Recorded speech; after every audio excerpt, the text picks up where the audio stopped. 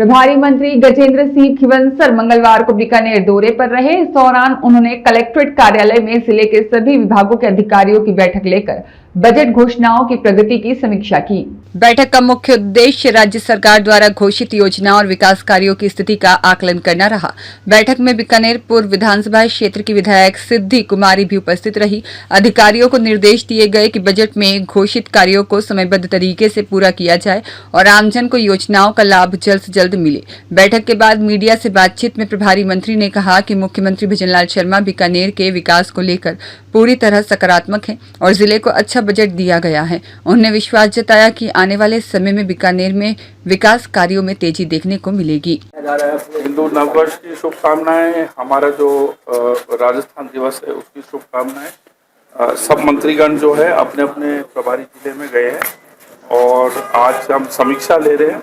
हमारा जो पहला बजट है और सेकेंड बजट है उसकी धरातल पे स्कीम्स कितनी क्या पहुंची है और मेरे ख्याल में आपको बजट के अंदर वो फ्लाईओवर का भी आपका हो गया तो मांग करी थी आप लोगों ने, है ना। तो उसका रिकमेंडेशन मैंने दिया था कि सबसे बड़ी मांग तो फ्लाईओवर की है और सड़कों के लिए भी अच्छे खूब पैसे मुख्यमंत्री ने दिए। तो अब समीक्षा के अंदर जो है बीकानेर को एक्चुअली बजट बहुत दिया है सर। बजट मिला है लेकिन रात तक ये काम कुछ नजर ही नहीं, खड्डे बड़े हैं। मेरी बात सुनो, क्या है कि कोई भी सरकार आती है, एक साल जो फर्स्ट 1 ईयर है ना, वो एक 1 ईयर का एक बहुत जेस्टेशन गैप आ जाता है।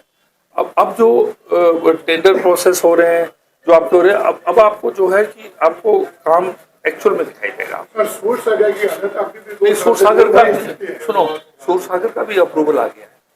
अब टेंडर वेंडर होंगे, है ना। सूरसागर का भी हो गया, सूरसागर का भी 6-1 महीने लगेंगे, लेकिन कहने का मतलब साल 1.5 साल के अंदर वो भी उसमें पैसे तो लग रहे हैं, लेकिन उसमें क्या है कि जो पानी जो है बारिश आती है। सिद्धि भाई साहब बता रहा हूँ आपके आती है, भाई साहब ने भी मौका मुआयना किया है कई बार। या बता रहा हूँ ये इनका सूरसागर का बताओ। तो 3 दिन पहले ना एक पूरी अच्छी डीपीआर बन के आई थी जो मैंने देखी है, उसमें कुछ चेंजेस करवाए हैं और वो डीपीआर है जो इम्प्लीमेंट होगी। आपको ये विश्वास रखना पड़ेगा।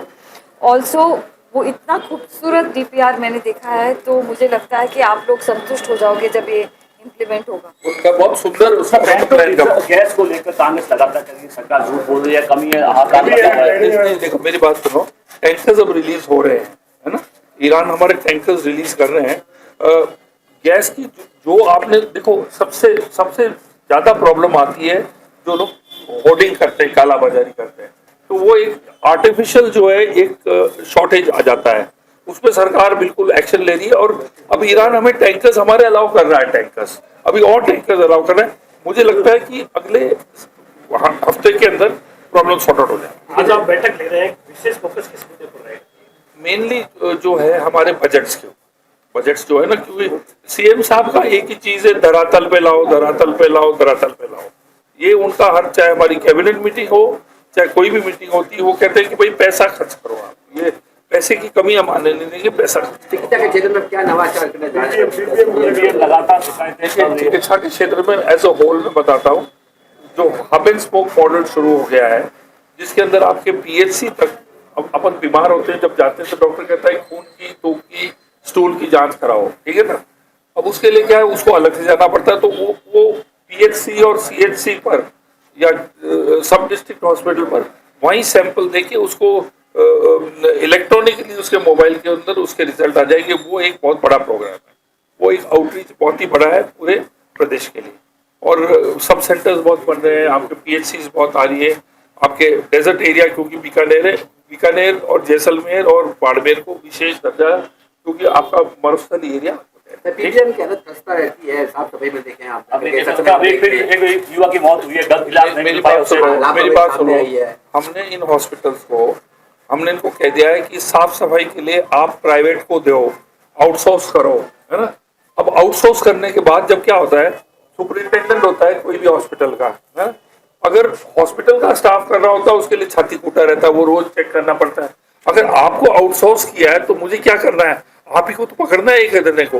तो मैं आपने इसकी शिकायत करी है, मैं इसके अंदर विशेष तौर से खुद जाऊंगा, मैं देखूंगा कि किसको ये टेंडर किया हुआ है, या तो वो टेंडर डोमिनेट किया जाएगा या वो उसको दुरुस्त करें। एक सर एक व्यक्ति विधायक जी का वीडियो ऑडियो उसमें लाख रुपए समुद्र कितने से मांगे जा रहे हैं।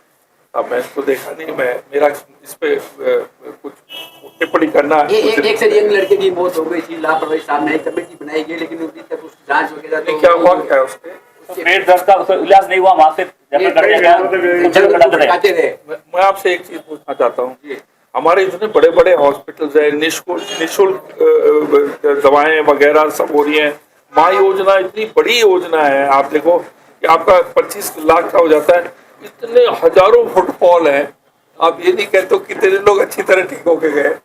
एक कोई हादसा, अब देखिए लॉ ऑफ एवरेजेस होता है, आपके हॉस्पिटल में लाख लोग आ रहे हैं, आपके 500 आ रहे हैं, तो जो हादसा इनके एक हो गया तो it is very small fraction. आप देखिए कि फ्रैक्शन कितना है, फुटफॉल का फ्रैक्शन कितना है, कोशिश कर रहे हैं इसको और भी। ब्यूरो रिपोर्ट कामयाब कलम।